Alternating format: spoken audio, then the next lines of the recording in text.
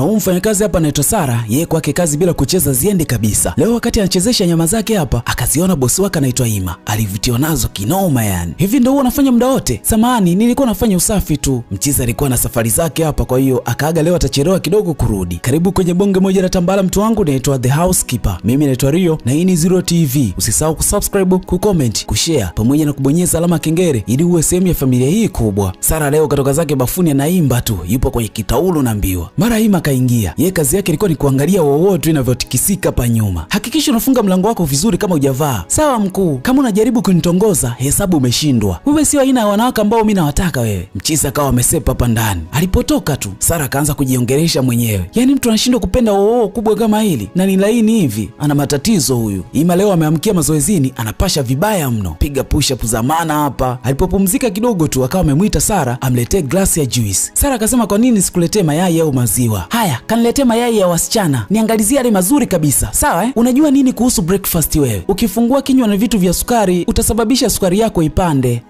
Nikumbushe tena umesoma chuo gani wewe? Sijasoma mkuu. Haujaona hata kuta za chuo na unajifanya mjuaji. Vipi kama ungesoma sasa? Akamfukuza pala akamletee juice. Mchiza kaendelea na matizi. Huku Sara analalamika hajasikilizwa licha ya kumshauri vizuri. Mchiza alipoletewa juice, akaipiga chap chap yani. Kisha akamfukuza Sara aondoke hapa ndani. Mida fulani hivi ya jioni, Sara ameweka miguu yake juu ya kocha na angalia TV. Mara Ima kaingia na ngoma yake moja hivi. Ngoma ikauliza, "Huyu ni mke wako? Mungu niepushe na hii laana. Hawezi kuwa mke wangu huyu." Akaichukua ile ngoma, akaenda nayo chumbani. Mchiza akawa anajisifia hapa sijui anaenda kumpa staili ya mbu leo. Hii hadi Sara ikamchanganya kabisa. Akaijaribishia ikamshinda hapa. Ema alipofika chumbani tu, hali yake ikabadilika vibaya mno. Akawa anatetemeka kwa nguvu. Ngoma basi naelewa, ikabidi mfuate Sara ili aje amsaidie hapa. Sara akaja mkuku chumbani, akamchukua mchizi kisha akampeleka bafuni ili akapate maji kidogo. Pengine anaweza kupata nguvu tena. Sasa mchizi aliposhtuka asubuhi, akajikuta hana nguo. "Uliniosha kidogo nipe ugonjwa wa moyo." Mchizi akasema ni namna ambavyo mwili wako unakuaga baada ya kulewa sana. "Kama nisingekuwa mimi, ungekufa wewe. Nilienda jikoni kukupikia ili walau upate ahueni. Kwa nini upike wewe? Ulitaka mteja wangu ufe?"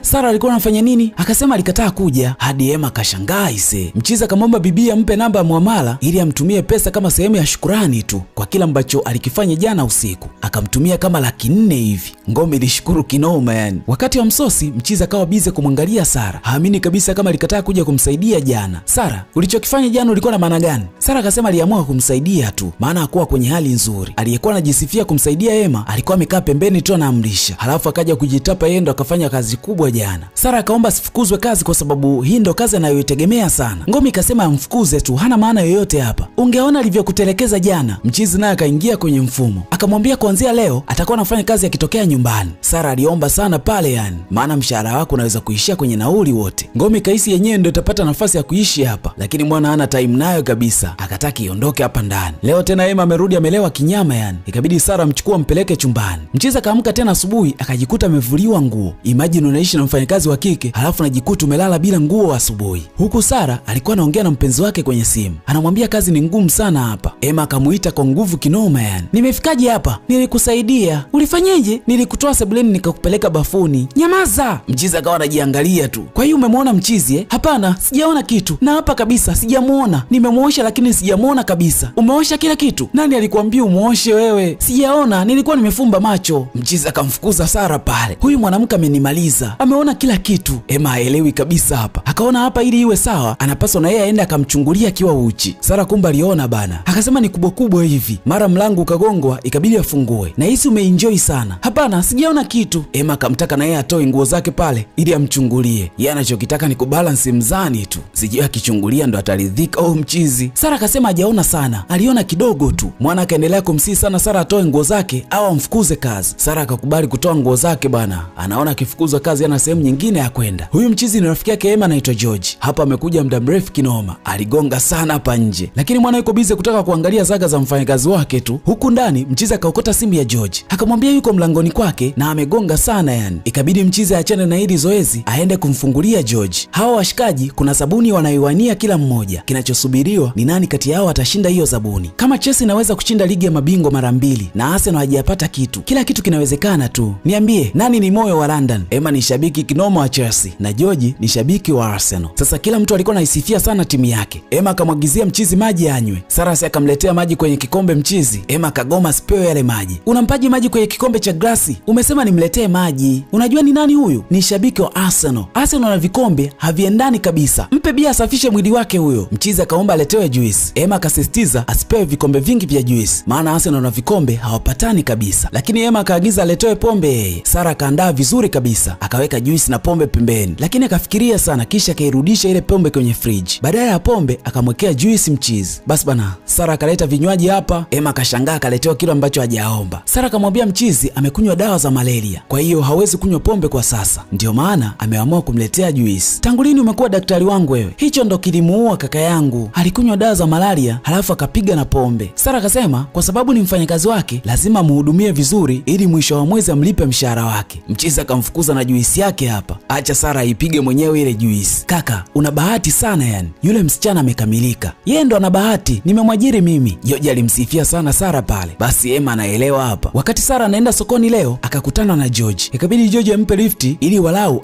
amsogeze sokoni. George ikabidi amuulize Sara, anajua sana mambo ya nutrition huyu. Amejifunza wapi? Sara akasema anatumia sana Google. Story nyingi sana zikapigwa pale mtu wangu. George leo amekuja kumtembelea Emma tena. George kila kija hapa ana njaa kinoma yani. Mwamba akamwambia anapaswa aende kwake. Mara Sara akaja kuwakaribisha msosi hapa. Mchizi akasema akipata njaa atamwambia. George alimsifia sana Sara anafanya kazi nzuri. Lakini Emma anaelewa sasa. Muda wote alikuwa anamponda Sara tu. Basi bana, mchizi kamletea mkataba wa ile sabuni. Emma ndo ameshinda bana. Alimshukuru kinoma George aisee. Wakati wanaendelea kuzungumza, mara mlango ukagongwa. Alikuwa ni mchizi wa delivery. Emma akahisi pengine mchizi amekosea namba ya nyumba. Lakini mchizi akasisitiza ni nyumba hii. Nina mzigo wa Sara. Mchizi akuamini kabisa, ikabidi amuite. Huyu kijana amesema na mzigo wako? Ndiyo, umetoka kwa mpenzi wangu. Ikamchapa hii. Sara akachukua zawadi zake kisha akawa amesepa. Emma akaja analalamika kinoma kwa George. Eti ana mwanaume. Kwani anakatazwa? Hapana, lakini mkataba wake unamtaka asilete mapenzi kazini. Sara ni mzuri. Acha wanaume wamwangalie. Hilo haliwezi kutokea kwangu. Una wivu? Nimwonee wivu yule. Huku Sara alikuwa na enjoy tu na maua yake. Mara akafumwa na Ima hapa. Mchizi alifoka kinoma yani, ni wivu tu. Huu ujinga wako usifanye muda wa kazi wewe. Sara ikabidi aombe ruhusa ya kutoka maana leo ni Jumapili. Emma akasema mkataba wako unakuruhusu kutoka Jumapili. Makasiriko yalikuwa ni mengi mno. Eti hataki hata zawadi ziguse jiko lake ise. Imagine mtu akaanza kusafisha hapa kwenye jiko. Michelle fulani hivi mchizi akiwa ameketi zake hapa. Sara akaja kutoa taarifa kuwa anatoka kwa sababu ni siku yake ya mapumziko leo. Akamwambia mchizi anaenda kuonana na mpenzi wake. Mwana hakutaka hata kumsikia yani. Akamwambia atoke hapa. Baadaye akaanza kujilaumu tena. Kwa nini kamruhusu atoke? Michelle fulani hivi ya usiku, mchizi amesubiri hadi akapitiwa na usingizi hapa ndani. Alikuwa anamsubiri Sara tu muda wote yani. Sara aliporudi akaanza kumfokea. Umetoka wapi? Nilikuambia naenda kumuona mpenzi wangu. Ni mwanaume gani mwenye akili timamu anaweza kumfungia mwanamke hadi muda huu? Ni bora uniambie anafanya kazi gani? Na hata hivyo alikupeleka guest gani? Sara akasema hakwenda guest. Walienda mgawani tu kula na kunywa ice cream. Mchizi ndo akawa mpole hapa. Sijui ni wivu huu babu anamsumbua. Anaona wivu lakini hajui kama ni wivu. Anachodai yeye anamjali tu kwa sababu anaishi kwenye nyumba yake. Leo Sara akapokea simu ya nyumbani, anaambiwa mama yake yupo hospitali anaumwa sana na madaktari hawawezi kumtibia bila kutumiwa pesa. Na hapa alipo hajalipwa mshahara wake muda sasa. Ikabidi aende kumkumbusha Emma pesa na umdai amlipe ili amtibie mama yake. Samahani bosi, nimekuja kukukumbusha mshahara wangu hujanilipa. Kwa sababu ya mshahara ndo umeingia chumbani kwangu ili unichungulie. Sara kakataa hapa. Kwa hiyo mipango yako ni kuja kwenye nyumba yangu kunitongoza Mchizi alikuwa hataki kabisa kumlipa pesa yake. Imagine mtu amekuja kudai mshahara wake, alafu yeye akaanza kutoa sababu ambazo hazina kichwa wala miguu. Mchizi alikuwa hataki kabisa kumlipa pesa zake. Akaanza kumsingizia amekuja kumchungulia chumbani kwake. Imagine akataka kuvua muonyeshe hapa. Kabidi Sara sepe tu. Sara akarudi chumbani kwake hana namna tena. Pesa anayodai hajalipwa na hana sehemu ya kuipata hiyo 400,000. Akampigia mchumba wake hapa ili walao amsaidie. Mchumba wake naye akamkataa ise. Ikabidi apige goti chini ili amuombe Mungu wake amsaidie tu. Leo George amekuja kumcheki mshikaji wake hapa. Lakini alivyomwangalia Sara akagundua hayupo sawa. Sara akasema mama yake anaumwa sana na anahitajika kufanyiwa upasuaji na hana hiyo pesa. Kwa hiyo ndo kitu ambacho kinamchanganya sana. Mchizi bila mambo mengi akaomba namba ya akaunti ya Sara ili amtumie pesa. Kweli ase mzigo ukasoma kwa Sara, ametumiwa kama 500,000 hivi. Sara kuamini kabisa ise. Alishukuru kinoma hapa. George akamwomba sana asimwambie Emma kama amempa pesa kwa sababu akimwambia mchizi wake tu inaweza kuleta sohi. Mida fulani hivi ya usiku mzito, Emma akampigia simu Sara aende chumbani kwake. Akamtaka amfanyie massage kwenye mwili wake. Sara akasema mikono yake ni migumu, hawezi kumfanyia massage. Lakini mchizi akasisitiza naweza. Basi kazi kaanza hapa na nini? Mwana alikuwa na enjoy tu kila kishiko na Sara. Hili zoezi Sara kulipenda kabisa. Mchizi akajiangusha kitandani na nini? Sara akaona huu ndo upenyo sasa, kawa amesepu na mbio. Mchizi aliposhtuka hakumkuta Sara hapa chumbani kwake. Ameondoka kitambo sana. Kumekucha wakati Sara anafanya usafi hapa. Kama kawaida mchizi mchizi akaja kwa nyuma anaangalia mzigo tu, akaenjoy mwenyewe pale, kisha akawa amesepa. Usiku wa leo Emma amerudi amelewa vibaya mno na anapiga makelele tu naambiwa. Muda wote alikuwa anamuita Sara aje acheze naye hapa sebleni. Mwisho pombe zikamzidia bwana, akaangusha hapa sebleni. Sara akamkuta mchizi ajielewi, anapiga makelele tu. Ikabidi amvue viatu na kumwacha pale pale alale. Hataki tena kumpeleka chumbani kwake kwa sababu akimpeleka tu yatarudi yale ya siku ile. Akamwacha mwana akalala pale sebleni hadi asubuhi. Maana kila akimsaidia anamlaumu kinoma. Lakini hata yeye akuondoka pia hapa sebleni, akaangusha hapa kwenye kochi. Mwana aliposhtuka asubuhi, hangover ilikuwa ni kali mno. Akashangaa kinoma kumwona Sara amelala kwenye kochi. Ikabidi amshtue bana. Hukuniona nilipolala hapa? Nilikuona. Ukaniacha nilale kwenye hii sakafu ngumu Unakumbuka mara ya mwisho ulivyosema? Na wewe kwa nini umelala kwenye kochi? Nilitaka kwenda kulala chumbani, lakini kuna kitu kikaniambia nibaki tu hapa. Leo George amekuja hapa akamsifia kinoma Sara. Akasema ni wife material kabisa. Anapika kinoma yani. Lakini Emma alikuwa anaelewa hizo sifa sasa. Alikuwa anaona kama anadhalilishwa hivi. Mishere fulani hivi Sara akaletewa zawadi nyingine tena. Alifurahi kinoma yani. Mchiza akauliza, "Nani huyo?" "Ni mtu wa delivery. Ameniletea zawadi kutoka kwa mpenzi wangu. Zawadi fulani hivi ambazo wanawake tunapenda." Emma akawa anapata wivu tu. Anatamani amjue huyo mwanaume ni nani aise. Wakati Emma na George wanapiga story, Sara kawaletea maji. George jicho lake lilikuwa muda wote kwa Sara. Hadi Emma akamshtukia hapa mchizi wake. Yaani George amesahau kabisa hata walikuwa naongea nini aise. Basi bana, baada ya muda Sara akaja anataka kutoka hapa. Akasema anaenda kumuona mpenzi wake. "Kwani hauna kazi ya kufanya zaidi ya kwenda kumuona mpenzi wako tu?" Sara akasema, "Leo ni siku yangu ya mapumziko." Emma akasema, "Nilikuwa nakushauri tu, unaweza kwenda." Sara akawa amesepa. Masela wote macho walikuwa kwenye nyama za Sara tu. Emma akasema ndo alivyo siku hizi, anabadili nyumba za wanaume tu. George akahisi mwana anamuonea wivu Sara. Basi Sara alipoenda alichelewa sana kurudi. Hajarudi hadi muda huu naambiwa. Emma akarudi analalamika kinoma yani. George akasema, "Yule ni mtu mzima, au umempenda? Mungu niepushe na hili. Unajua vitu vyangu kwa wanawake wewe." George akamshauri mchizi kama ameanza kuleta hizi tabia bora mfukuze tu. Lakini mwana akagoma kumfukuza Sara. George akawa na namna tena, ikabidi asepe tu kwenda nyumbani kwake. Mida fulani hivi ya usiku mwingi Sara karudi nyumbani. Alikuwa ananyatanyata ili mchizi asimsikie kabisa. Hataki kuonekana kama amechelewa kurudi. Huku chumbani Emma usingizi upande kabisa. Hajui Sara yuko wapi. Anafikiria pengine kuna mwana huko anajipigia mipasi yake tu hadi hivi sasa. Ikabidi aende kumwangalia chumbani kwake kama amerudi. Alipofika tu akaanza kufoka. "Ulikuwa wapi?" "Kwa mpenzi wangu." "Ndo rudi saa 5? Samahani. Siku nyingine ukifika saa 12 hujarudi nyumbani. Bora ulale huko."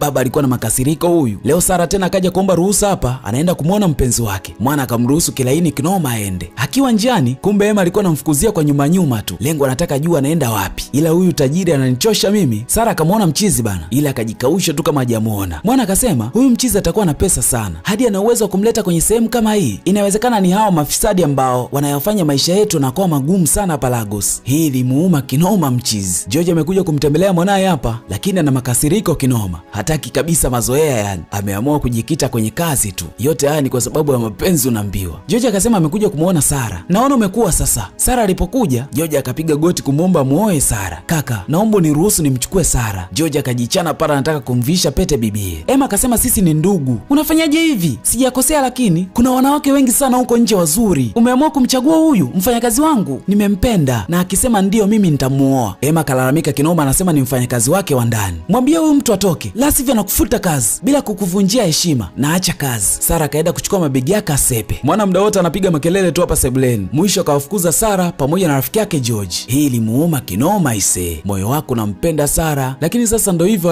hajui anaanza vipi ise. George akamwambia Sara kila kitu kitakuwa poa. Anapaswa tulie tu kwa sasa. Maisha ya ugaigai yakaanza kwa msela. Leo kaamka haelewi aanzie wapi. Anakunywa pombe tu. Ana hasira huyo. Imagine mtu anakuwa na hasira kwa mtu asiye mpenzi wake. Kila kiingia jikoni haelewi afanye nini. Maisha ya ugaigai ni magumu kinoma. Ashazoea kukuta msosi upo tu. Sasa huo msosi leo haupo, itabidi aandae mwenyewe. Si aliyekuwa anampikiaga amemfukuza, atakula jeuri yake leo. Basi bana, alipokuja chumbani akakuta nguo zake zote chafu. Hakuna mtu wa kumfulia tena mchizi. Ndugu zangu, kama kuna mtu unampenda, ni bora umwambie mapema kuliko usubiri hadi aambiwe na mtu mwingine. Nyumba imekuwa kubwa sana kwa mwana. Leo kajipikia zake sijui uji ule, hata yeye hawezi kuula kabisa. Imagine unapika kitu hata wewe huwezi kukila ise. Inaumiza sana hii. Ikabidi aagize chakula mtandaoni sasa. Baada ya muda kupita, mtu wa delivery akaleta kile chakula ambacho aliagiza. Mwana alishukuru kinoma yani, lakini alifoka sana kisa amecheleweshewa msosi. Alikuwa na njaa isiyo kifani yani. Chapuchapu akafungua msosi wake pale, alipokionja tu ile ladha kamshinda. Hajazoea kabisa chakula cha hotelini. Amezoea chakula ambacho kila siku anapikiwa na Sara. Alilaumu kinoma yani. Hakukipenda kabisa kile chakula. Ikabidi ampigie simu George waonane waongee. Hataki tena ugomvi na mwana. George akawa amekubali bana kuonana na mchizi. Basi bana, George akaja kama ambavyo aliomba akaombwa na Emma. Emma akamwomba msamaha George kwa kile ambacho alikifanya siku ile. Emma akasema project aliyomsaidia akaipata inaingiza milioni 5 hivi. Ikabidi mchizi ampe hiyo hela George na akamwambia atamuongezea kama milioni 20 zingine hivi. Lengo tu amwachie Sara kwa sababu mchizi hawezi kuishi bila Sara. Mwana akasema haiwezekani kwa sababu tayari wameoana. Mpe taraka, nitakupa milioni 50. Bro, hajaenda hata shule yule. George akasema kutokwenda shule sio tatizo. Unaweza kumtengeneza mtu unavyotaka. George akawa amesepa hapa, hataki hata pesa za mchizi. Mchizi akachoka kabisa yani. Baada ya muda Sara akaingia amepigilia vibaya mno. Hadi Emma kashangaa alivyomuona. Unalia mwanaume halii. Umesema huwezi kuishi bila mimi Mchizi kabidi akiri hilo. Akamkumbatia kwa fraki noma mabusu mengi mno. Mwisho akakumbuka bidada ameolewa bana. Kumbe ule ulikuwa ni mpango tu ili wajue kama Emma anampenda Sara kwa sababu Sara alikuwa anampenda kinoma Emma. Kumbe hata kipindi kile wakati anasema Sara anaenda kuonana na mpenzi wake ilikuwa ni mipango ya George. Hata siku ile amemfuata kwa nyuma hotelini ulikuwa ni mpango wa George pia. Walikuwa najua kila kitu. Leo Sara amekuja anaongea Kiingereza kizuri sana. Hadi Emma kashangaa. Sara akasema yeye ni daktari kitaaluma lakini alisimamishwa kazi kwa sababu kuna kosa lilitokeaga kwa mgonjwa wakati anafanya kazi. Ndio akaja kuomba kazi za ndani hapa nyumbani kwa Emma. Emma ikabidi amuombe msamaha Sara kwa namna ambavyo alimfanyia. Sara akasema George anajua kila kitu. Mara simu ya Sara ikaita. Alikuwa ni mpenzi wake amempigia. Sasa yule mpenzi wake Sara akawa anamlaumu kwa nini hajampigia simu. Sara akasema hakuwa na salio. Sara akaanza kuisingizia serikali hajampa vocha. Eti alikuwa anasubiri mpe salio ndo ampigie mchizi. Mwisho akamwambia mchizi penzi limekufa na hawezi kuendelea naye tena. Emma alifurahi kinyama kusikia hivyo. Mwisho mchizi akapiga goti kumwomba Sara awe mchumba wake rasmi. George akampa na pete kabisa malize kazi. Na huo ndo kama mwisho tambala hili mtu wangu naitwa The Housekeeper. Hii ni Zuro TV na mimi naitwa Rio. Usiache kusubscribe, kucomment, kushare na kubonyeza alama kengele ili uwe sehemu ya familia hii kubwa. Hadi wakati mwingine,